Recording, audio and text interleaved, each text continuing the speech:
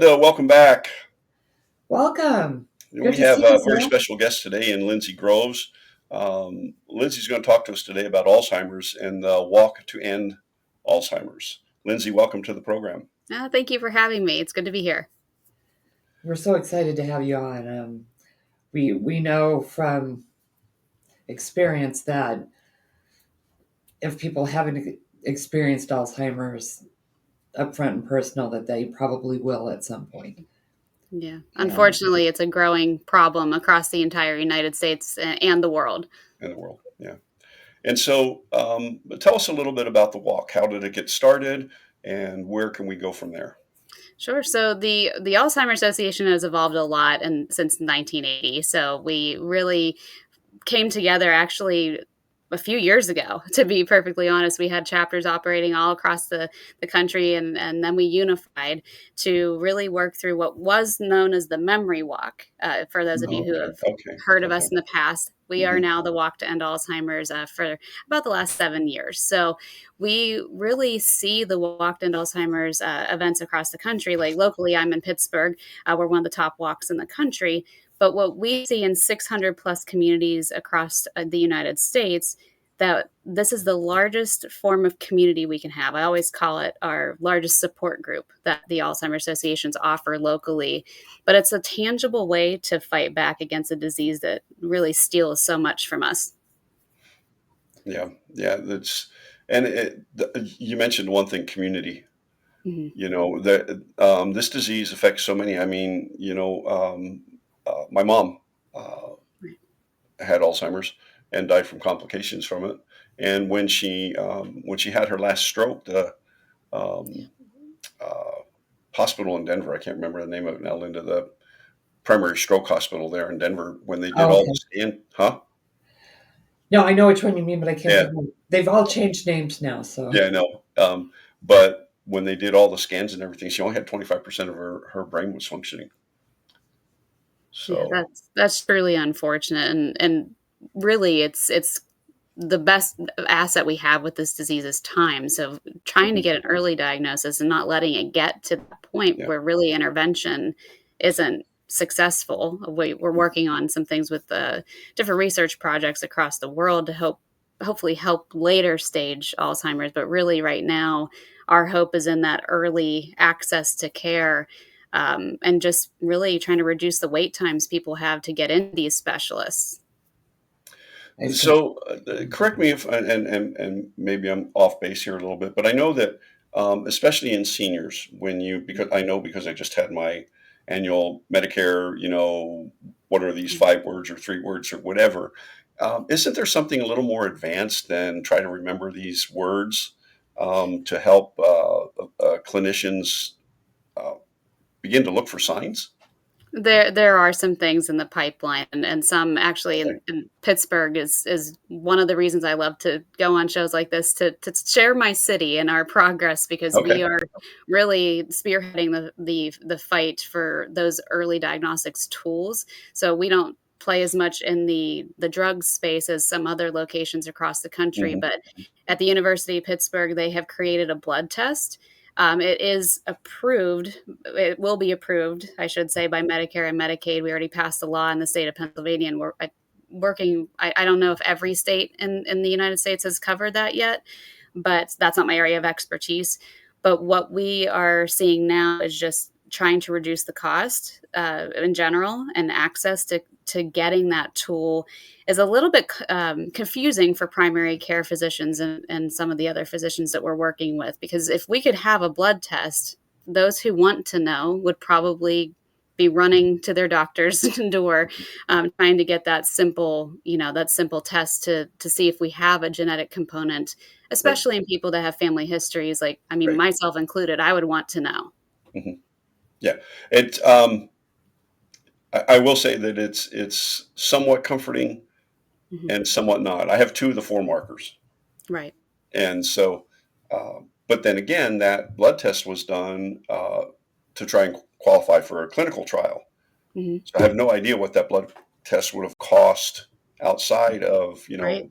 doing it that way, and so um, uh, the walk, what is the primary, goal and focus for the walk?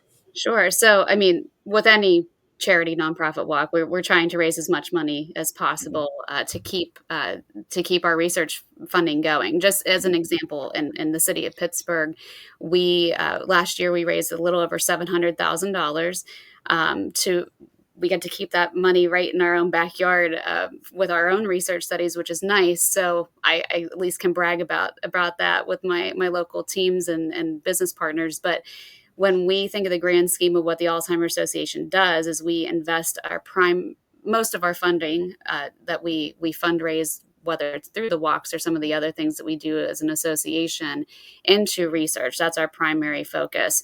Um, we Over the past few years, you've probably seen in the news, we've had some drugs that were released that help reduce the beta amyloid plaque buildup in the brain. Some are better than others, so we've discontinued some that weren't as effective and have new ones in the pipeline as well. But there are two right now that are on the market and are FDA approved. That are, I mean, we've worked with people that are on the drug, so we can at least say from a personal perspective, we can see that it's working. I see. Um, it's buying more time in essence. So when we take apart the research and the drug side of the organization, what else do we do? And most people don't realize what else we do in our communities. We're funding support groups, especially for early onset and caregivers. So you can go on alz.org and find a support group near you. We also do free education. So if you reach out to your local chapter, we can actually provide 13 different educational programs, from knowing the warning signs to 10 ways to love your brain, which is very popular with HR groups at Mhm, different companies, even down to something as specific as first responder training and of recognizing those symptoms in individuals that they're responding to managing finances for caregivers. mhm. So we Yeah, really listen to our constituency base and try to learn where folks need more education. Um, at the same time, making sure that we have access that is free for everyone. So we pride ourselves in our education and general awareness, um, but we also work in public policy. So we have an yeah, entire team dedicated. We know that. I mean, I grew up in a small town. We know that there were undocumented cases of dementia even within my own family, mhm, especially after you get a confirmed diagnosis from one individual. But the likelihood we'll reach 100% of a population is slim to none. right, The only way we can do that is through public policy changes. So you'll see a lot of legislation moving through that has the Alzheimer's Association name attached to it.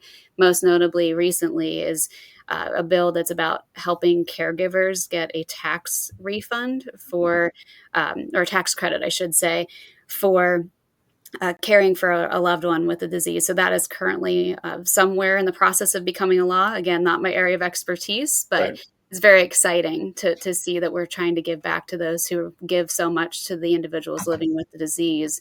And last but certainly not least, it basically making sure that we are funding all these things. So that's mhm, what we do. That's what my specialty is at the association, and development is making sure that we have meaningful fundraising programs that people want to be at, that have a good time with, that have that camaraderie that they can return to year after year, and basically put on their own boxing gloves in this fight. That's yeah, really the best, other than participating in some trials and in your care. That's the best way we can fight this disease.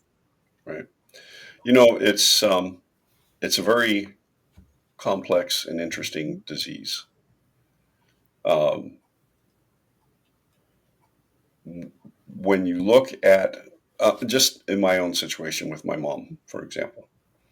So, some of her thought processes, she remembered my mother-in-law. Now, she had not met my mother-in-law many times, probably at the wedding, maybe 1 or 2 other times, Mhm, and she was already probably started in the early stages, right? But she could remember her, mhm, and somewhat my wife, but not me. mhm, And before, she got to a point where she wouldn't take telephone call.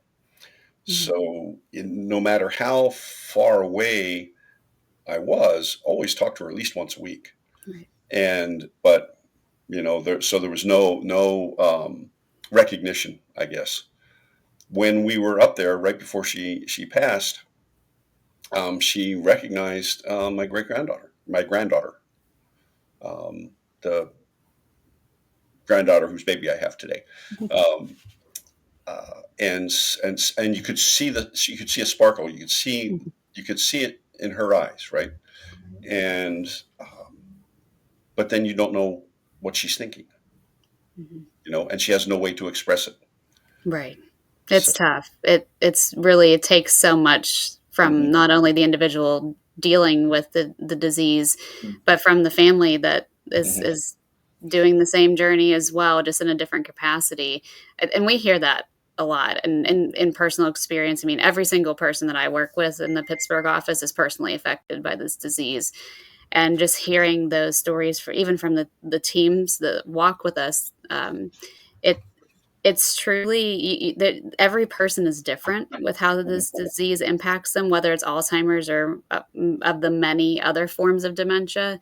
They're all so systematically different that you can pinpoint some things that create a cluster of symptoms that make sense for one thing, but it Mhm. impacts so many different people in so many different ways with modifiable and non-modifiable risk factors.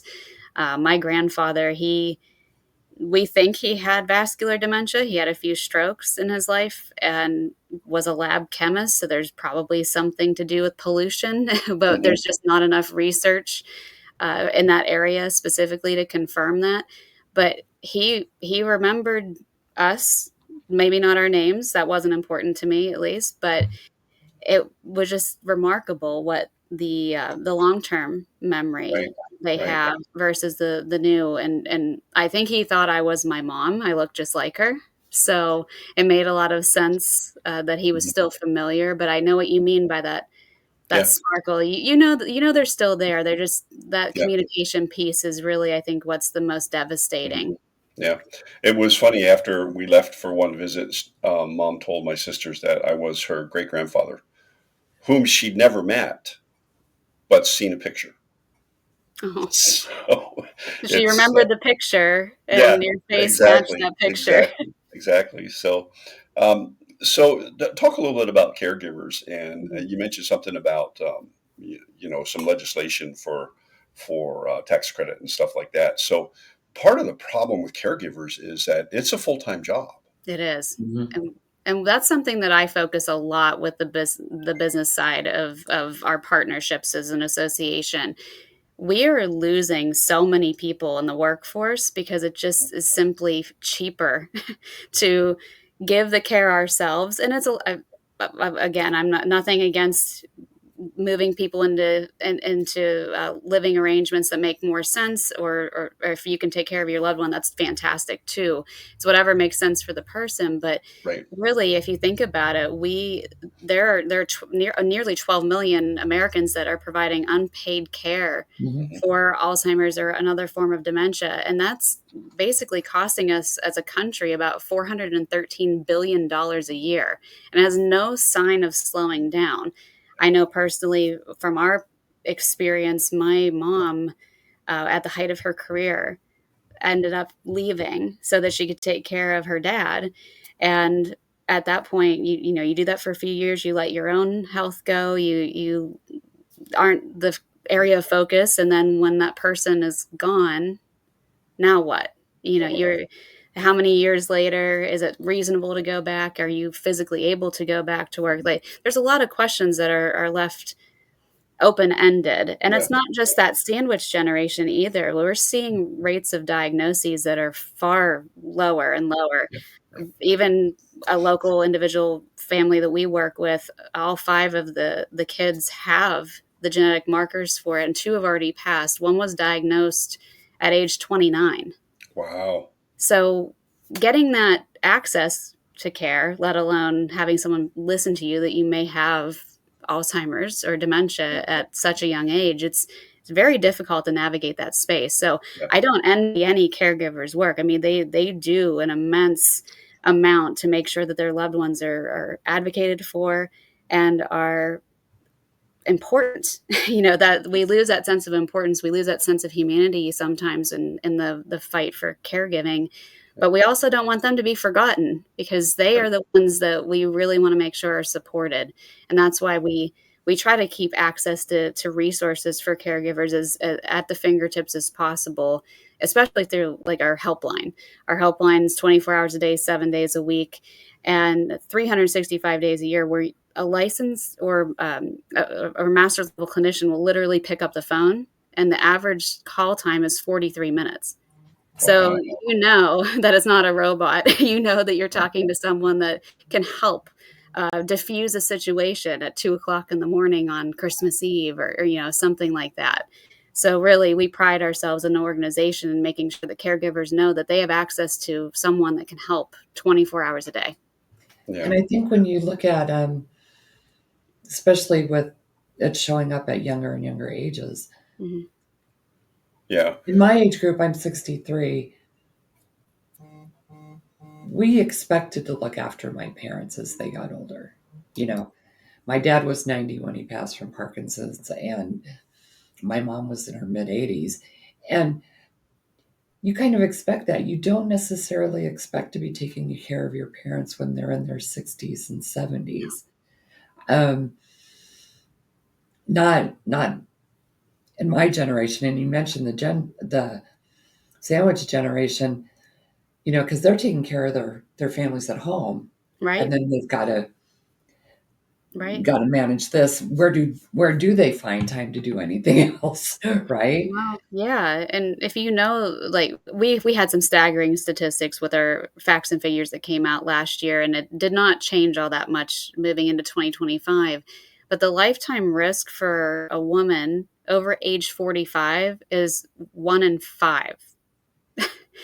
Over the age of 45, we don't talk about numbers that low. We usually are used to hearing everything with like Medicare qualification age at 65. So if you think about someone that's diagnosed, let's just say under age 50 with early onset, which we know several, many, that's diminishing the amount. We know so many that it's sad. Um, they're taking care of their families that are probably still in school. They have kids that are still in school. They have parents that are aging as well. And then you have to think, okay, now that I have this, there's so many other questions that we have that are outstanding because it's such a young diagnosis. Um, it could also be with the younger onset too. Like grandparents might be taking care of the little ones, like we have right now too. If that's the case, so there's a lot of unanswered questions with how this is going to impact the generational gap, because caregiving is becoming more and more common with people, especially in their college years, And I than think, in the past. when you think about you're taking care of your parents at home, Hmm. most people that are doing that aren't trained caregivers. Correct. No, these Um, these people are usually do not have a medical background. I know we didn't. That's for sure. my friend took care of her mom. Her mom lived alone. I don't think it wasn't Alzheimer's, but she had some kind of memory disorder. Mhm. And what would happen is Lydia would get a call in the middle of the night and have to drive 20 minutes over Right. to help her mom. Yeah. And her mom was a big lady that needed help. And Lydia, like if she was on the floor, Lydia couldn't pick her up. Right. So she would get there and then she would call the ambulance and they would come out and they would come help. And she wouldn't let anybody stay with her. Mm. It was her house. And they had thought at one time that they had set up a policy where she could be taken care of at home. And then they Mm. found out that that policy would only pay $75 a day. Yeah. Not You're not going to get No. No. any kind of care at No. $75 a day. That's And not even 2 hours. no. But more and more, we're seeing that the caregivers are people like us that Mhm. you're learning as you do. Yeah. Right. Yeah. And that's, that's I found with my sisters was the same way. And it wasn't until um, uh, Jean, who's a second oldest sister, she um, was primary caregiver. She did it for years. And every once in a while, my oldest sister would come down from Massachusetts and help her.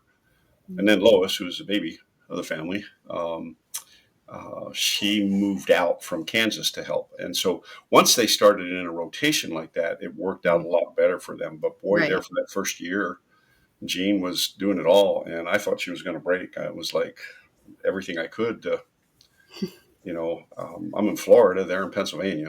Right. Yeah. Right. So, It's really but, hard, especially caregiving at a distance because you want to be there or you need someone to tag in, and it's costing families a lot more than the yeah. finances, Yeah. truly. So, Definitely. Lynzy, we're kind of running out of time for this week. I want us to come back here, and I really want to focus on the walk and what people can do locally. Are you willing to come back on? Absolutely. All right. Then, Linda, do you have any final thoughts before we go for today and we come back? Just final thought is that you're not alone, Mhm. and there are organizations like Lynzy's that are there to help. So don't suffer in silence. No, All we're right. here to help. Folks, thank you for listening to Balancing Act, Living Life in Harmony with Lynzy Groves and the Walk to End Alzheimer's.